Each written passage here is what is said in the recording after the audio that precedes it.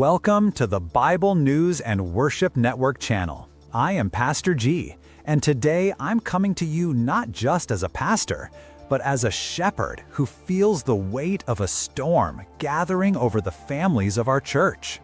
For months now, I've felt an urgency in my spirit, an urgency about our children, our homes, and the freedom God has entrusted us to protect. And today, I want to talk to you openly, honestly, and prayerfully about a battle that is unfolding across our nation, a battle for your parental rights, for your faith, and for the hearts of your children. Let me start with a story, a modern-day parable. A professor in Arizona, a man of faith, recently discovered that simply trying to protect his own minor children from the gender agenda in their school may have cost him his job. He spoke up as a father. He stood on his convictions, and suddenly his livelihood was on the line. Now, the details of his case are his own, but his situation is not unique.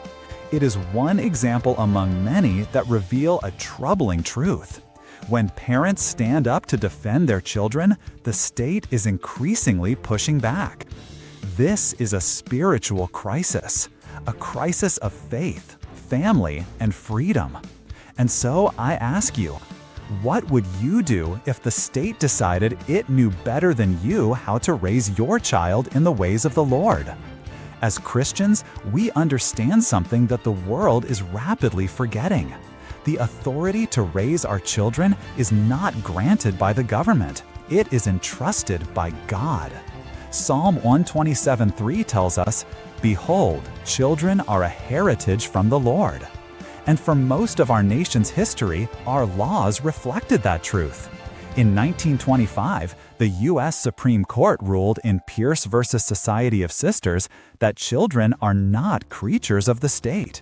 Parents, not bureaucrats, have the right to direct the upbringing and education of their children. But today, that God-given, court-recognized authority is under attack like never before. Let me tell you about just a few of the cases that show how serious this battle has become. The Cox family in Indiana. Christian parents who lost custody of their 16-year-old because they did not affirm a gender identity change. The state claimed their biblical convictions were contributing to harm. The Abigail Martinez case in California. A grieving mother whose daughter was taken by the state when she refused gender transition procedures. Her daughter later took her life after being placed in the state's care. California's AB 957, a new law requiring judges to consider whether a parent affirms a child's chosen gender identity in custody decisions, meaning a parent can lose custody simply for standing on biblical truth. This is not fiction. This is happening now, and it begins long before the courtroom. It begins in the classroom. Our public schools have become a battleground. A new secular ideology is being taught to children, often without parental consent, and sometimes behind parents' backs. We've seen schools adopt policies requiring teachers to use preferred pronouns, hide a child's new identity from parents, keep parents in the dark about gender or sexuality issues. One federal judge even said it is difficult to imagine why a school would ever conceal information fundamental to a child's identity from parents. Yet many schools are doing exactly that. A new state religion, with its own doctrines about identity and morality, is being pushed on our children. And it's a religion that demands absolute conformity. Now, let's go back to that professor in Arizona. His story highlights another part of this crisis. Believers in schools and workplaces are being pressured to violate their conscience or lose their jobs. Teachers are being forced to use pronouns that contradict biological reality and their biblical convictions. Courts have already acknowledged this.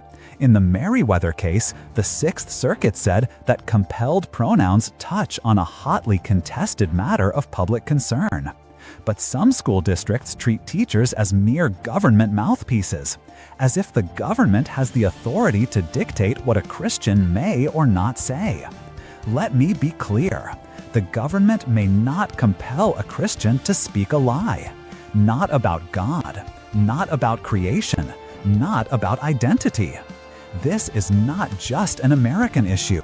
In Scotland, a proposed law could imprison a parent or pastor for offering biblical counseling to a child struggling with gender identity. Brothers and sisters, the pressure is real and it is global. So, what do? We do not despair. We do not retreat. We do not remain silent. This is a spiritual battle, and God has equipped us for such a time as this. Let me give you 4 things every believer must do. 1. Be informed. Know what's happening in your local school district. Policies, curriculum, pronoun rules. Be aware. 2. Be prayerful. Pray for parents like the Coxes. Pray for mothers like Abigail Martinez. Pray for educators standing on biblical truth at great personal cost. 3. Be present. Attend school board meetings. Speak respectfully but boldly. Consider running for a seat. Your presence matters. 4. Be united. When families face legal or emotional battles, let the church be their refuge. Let us carry each other's burdens. Because our God is greater than any school board, any legislature, any cultural trend. Our children are a precious gift. God has entrusted them to us, not to the state. So let us take up this responsibility with courage.